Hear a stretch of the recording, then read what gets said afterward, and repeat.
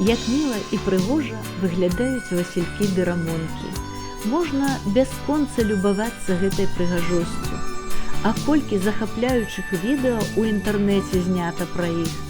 Нават гнілныя каментарыі пішуць, калі дзесьці пад Брэстам скасілі поле з васількамі. А ці ведаеце вы, што васількі ды рамонкі – гэта кашмарны сон агранома? Для агранома гэта вельмі злоснае пустазелле, і справіцца з гэтым пустазеллем можа далёка не кожны гербіцыд. А калі яго не знішчыць, то, напрыклад, васілёк згубна ўплывае на пасевы, а для жывёлаводаў наогул лічыцца небяспечным, бо здольны нашкодзіць жывёлам. Кошыкі кветак шурпатыя, яны раняць слізістую рота буйнай жывёлы, у авечак засмерчваюць поўсць насеннем, а ў коней часам нават выклікаюць параліч.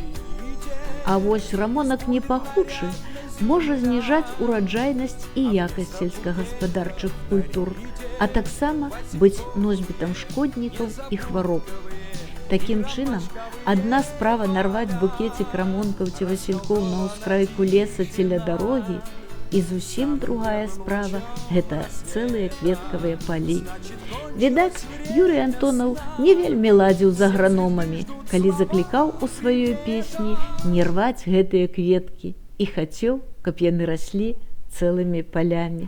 Не рвите цветы, не рвите, пусть будет нарядной земля, а вместо букета дарите васильковые, незабудковые и ромашковые поля. Не рвите цветы, не рвите, пусть будет нарядной земля, а вместо букета дарите васильковые, незабудковые и ромашковые поля.